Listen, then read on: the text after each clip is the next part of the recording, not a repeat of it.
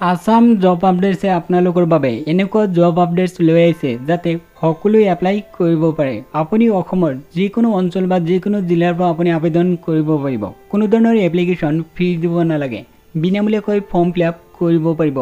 যদি আপুনি মিনিমাম 12 পাছ হৈছে সায়েন্স কমাৰ্চ বা আৰ্টছৰ পৰা তেতিয়াহ'লে আপুনি আবেদন কৰিব পাৰিব। আৰু যদি কেণ্ডিডেটৰ কোনো ধৰণৰ অভিজ্ঞতা নাই তথাপিও আবেদন কৰিব পাৰিব। কেণ্ডিডেটৰ অফলাইন যোগে আবেদন কৰিব লাগিব। এপ্লিকেশ্যন ফৰ্ম ক'ত পাব, এপ্লিকেশ্যন ফৰ্ম কেনেকৈ ফিল আপ কৰিব, এপ্লিকেশ্যন ফৰ্মৰ লগত কি কি প্ৰমাণপত্ৰ দিব লাগিব, এইখিনি ফিল আপ কৰি তাৰপিছত এপ্লিকেশ্যন ফৰ্ম ক'ত জমা দিব লাগিব, এই ভিডিঅ'ত কম সময়ৰ ভিতৰতে জনাই দিয়া হ'ব। ভিডিঅ'টো সম্পূৰ্ণ চাওক। যদি আপুনি এই ভিডিঅ'টো সম্পূৰ্ণ চাই তেতিয়াহ'লে নিজে নিজে ফৰ্ম ফিল আপ কৰি জমা দিব পাৰিব, কাৰণ সহজ পদ্ধতিত গোটেই ডিটেইলছ জনাই দিয়া হ'ব। প্ৰথমতে জানি লওক ক'ত ভেকেঞ্চি ওলাইছে। ইয়াতে চাই লওক আসাম লেজিসলেটিভ এছেম্বলি ছেক্ৰেটাৰিয়েট, ইয়াতে পদ মুকলি হৈছে, মানে অসম বিধানসভা সচিবালয়ত পদ মুকলি হৈছে। যিটো পদ মুকলি হৈছে অৰ্থাৎ পোষ্ট মুকলি হৈছে সেই পোষ্টৰ নাম হ'ল টাইপিষ্ট পদ মুকলি হৈছে। টোটেল ভেকেঞ্চি 7টা ভেকেঞ্চি ওলাইছে। ইউআৰ কেটেগৰী 3টা, STB 2টা, SC 1টা, STHৰ 1টা, টোটেল 7টা ভেকেঞ্চি।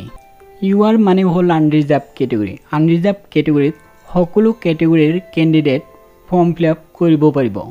চেলাৰী হ'ব 14,000 পৰা 60,500, লগতে গ্ৰেড পে থাকিব 6,200।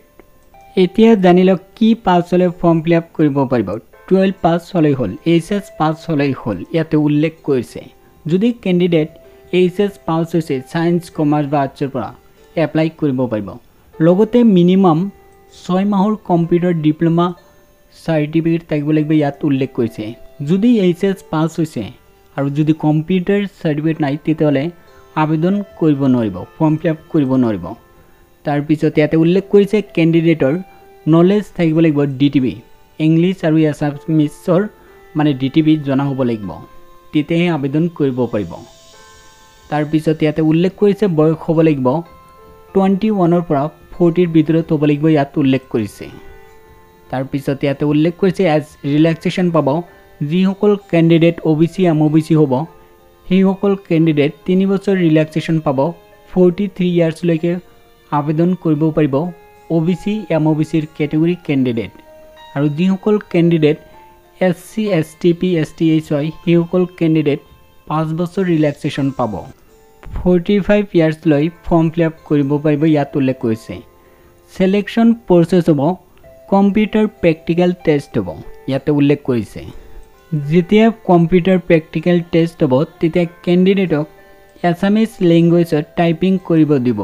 টাইপিং কৰা যাতে কেণ্ডিডেটৰ স্পীড 1 মিনিটত 30টা অসমীয়া শব্দ লিখিব পৰা হ'ব লাগিব, ইয়াত উল্লেখ কৰিছে। আৰু ইংৰাজীত 40টা শব্দ লিখিব পৰা হ'ব লাগিব 1 মিনিটত, উল্লেখ কৰিছে। এইখিনি যেতিয়া কমপ্লিট হ'ব, কম্পিউটাৰ প্ৰেক্টিকেল টেষ্ট যেতিয়া কমপ্লিট হ'ব তাৰপিছত ইণ্টাৰভিউ হ'ব, ইয়াতে উল্লেখ কৰিছে। এতিয়া জানি লওক কেনেকৈ ফৰ্ম ফিল আপ কৰিব। প্ৰথম কেণ্ডিডেটৰ ষ্টেণ্ডাৰ্ড ফৰ্ম লাগিব, ইয়াতে দি দিছোঁ। ইয়াতে চাই লওক ষ্টেণ্ডাৰ্ড ফৰ্ম আছে, ইয়াতে ক্লিক কৰিব, এইটো ফৰ্ম আহিব। এই ফৰ্ম ডাউনলোড কৰিব, প্ৰিণ্ট আউট কৰিব। তাৰপিছত ইয়াতে ফটো লগাব আৰু এটা ফটো ইয়াত লগাই দিব। 2 কপি ফটো বিচাৰিছে, ইয়াত লগাই দিব এটা, তাৰপিছত ইয়াতে এটা লগাই দিব। 2 কপি বিচাৰিছে।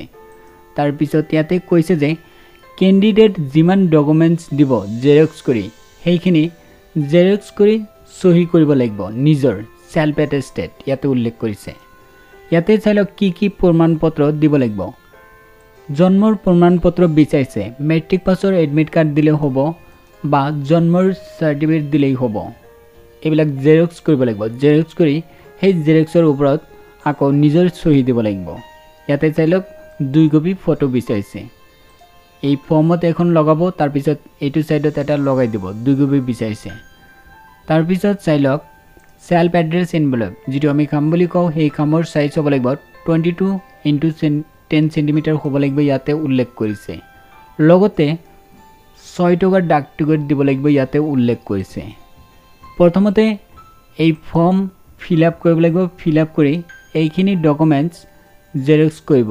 যিমান এডুকেশ্যনেল ডকুমেণ্টছ বিচাৰিছে ইয়াত এইখিনি জেৰক্স কৰিব জেৰক্স কৰি সেলফ এটেষ্টেড কৰিব এটেষ্টেড কৰি তাৰ পিছত খামত ভৰাব লাগিব খামত ভৰাই তাৰ পিছত পঠাব লাগিব ইয়াতে চাইলক এড্ৰেছটো দি দিছে আৰু এটা ইম্পৰ্টেণ্ট কথা উল্লেখ কৰিছে ইনভেলপৰ টপ সাইডত লিখিব লাগিব ওপৰত লিখিব লাগিব কি পোষ্টত এপ্লাই কৰিছে name of post applied for লিখিব লাগিব টাইপিষ্ট এইটো লিখিব লাগিব ইনভেলপৰ ওপৰত ইয়াতে উল্লেখ কৰি দিছে তাৰ পিছত জমা দিব লাগিব ইয়াতে চাইলক additional secretary Assam legislative assembly secretariat Dispur Guwahati 781006 এই এড্ৰেছত পঠাব লাগিব জমা দিব লাগিব ইয়াতে উল্লেখ কৰিছে লাষ্ট ডেট হ'ল 2021 চনৰ জানুৱাৰী মাহৰ 22 তাৰিখ প্ৰথমতে এইটো ডাউনলোড কৰক ভিডিও ডেসক্ৰিপচনত লিংক পাব এই লিংকত ক্লিক কৰি গোটেই ডিটেইলছ চাব পাৰিব লগতে এইটো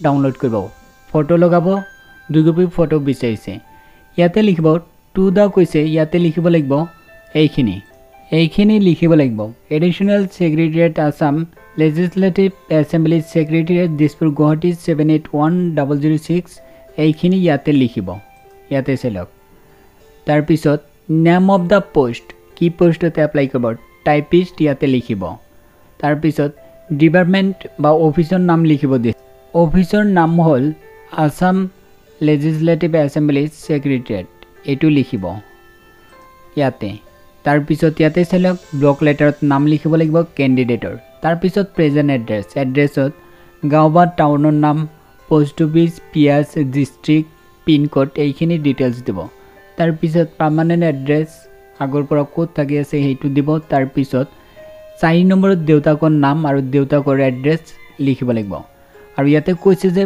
place of birth including police station and district post office ক'ত জন্মগ্ৰহণ কৰিছিল সেই ঠাইৰ নাম লিখিব লাগিব ক্যান্ডিডেট ক'ত জন্মগ্ৰহণ কৰিছে এই ঠাইৰ নাম লিখিব লগতে লিখিব লাগিব থানা ক'ত ডিস্ট্ৰিক্ট কি পোষ্ট অফিচ এইখিনি লিখিব লাগিব 5 নম্বৰত 6 নম্বৰত কৈছে যে ভাৰতৰ নাগৰিক হয় নে নাই ইয়াতে 6 নম্বৰত ইয়েস দিব ইয়েস লিখিব তাৰ পিছত ইয়াতে লিখিব কেনেকৈ যে ভাৰতৰ নাগৰিক কেনেকৈ বাই বাৰ্থ বুলি লিখি দিব বাই বাৰ্থ জন্মৰ দ্বাৰা মানে জন্মৰ জৰিয়তে এইটো ভাৰতৰ নাগৰিক 7 নম্বৰত লিখিব এডুকেশ্যনেল কোৱালিফিকেশ্যন কি পাছ হৈছে লিখিব লাগিব কি পাছ কৰ পৰা হৈছে গোটেই ডিটেইলছ ইয়াতে লিখিব লাগিব 7 নম্বৰত তাৰ পিছত 8 নম্বৰত কৈছে আদাৰ কোৱালিফিকেশ্যন কিবা আদাৰ্স কোৱালিফিকেশ্যন আছে না নাই কম্পিউটাৰ হোক বা বিভিন্ন ধৰণৰ কোৱালিফিকেশ্যন আছে আদাৰ্স সেইবিলাক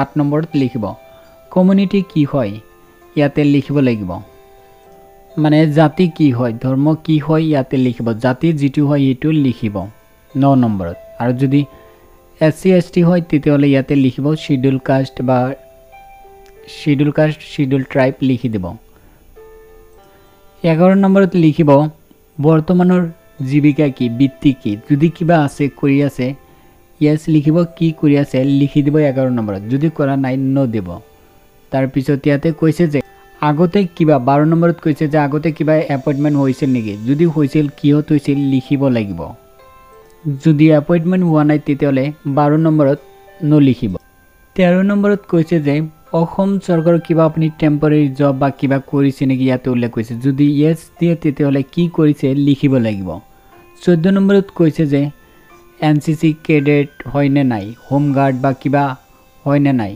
যি সকল ক্যান্ডিডেট এনসিসি কৰিছে হেকল ক্যান্ডিডেট 14 নম্বৰত ইয়েস লিখিব এনসিসি লিখিব আৰু যি সকলে হোম গাৰ্ড হয় হোম গাৰ্ড লিখি দিব আৰু সিভিল ডিফেন্সৰ ভলান্টিয়াৰ আছিল হেকলে লিখিব আৰু ইয়াতে 15 নম্বৰত এমপ্লয়মেন্ট এক্সচেঞ্জৰ ৰেজিষ্ট্ৰেচন নম্বৰটো উল্লেখ কৰিব লাগিব ইয়াতে লিখিব লাগিব 15 নম্বৰত 16 নম্বৰত কৈছে যে ঘৰৰ ফ্যামিলি কোনোবাই সেমি গভট বা গভটৰ কিবা জব কৰি আছে নেকি ঘৰৰ ফ্যামিলি মেম্বাৰ কোনোবাই যদি কৰি আছে কি কৰি আছে ক'ত কৰি আছে লিখিব লাগিব 16 নম্বৰত 17 নম্বৰত ফ্যামিলি ইনকাম কিমান লিখিব লাগিব এক্সামিনেশন সেন্টাৰ লিখিব নালাগে ইয়াত কোৱা নাই এতিয়ালৈকে এক্সামৰ সেন্টাৰ উল্লেখ কৰা নাই এটো ব্ল্যাঙ্ক এৰিব পাৰে 18 নম্বৰ ইয়াতে লিখিব I am candidate for the post typist বুলি লিখি দিব ইয়াতে ইয়াত কোনো ধৰণৰ চালান কৰিব দিয়া নাই ইয়াতে চালান লিখিব নালাগে তাৰপিছত ইয়াতে তাৰিখ লিখিব তাৰপিছত প্লেস তাৰপিছত ইয়াতে ক্যান্ডিডেটৰ সিগনেচাৰ দিব এইখিনি যেতিয়া কমপ্লিট হ'ব ডকুমেন্টছ খিনি এডুকেশনাল কোৱালিফিকেশন যিমান ডকুমেন্টছ আছে জেৰক্স কৰি নিজৰ সহি কৰি খামত বৰাই 6 টকা ডাক টিকটৰ হৈতে এড্ৰেছ মতে পঠাই দিব লাগিব এতিয়া কাম কৰক ভিডিও ডেসক্ৰিপচনত লিংক পাব এই লিংকত ক্লিক কৰি এতেই এই ফৰ্ম ডাউনলোড কৰক ফিল আপ কৰি জমা দি আহক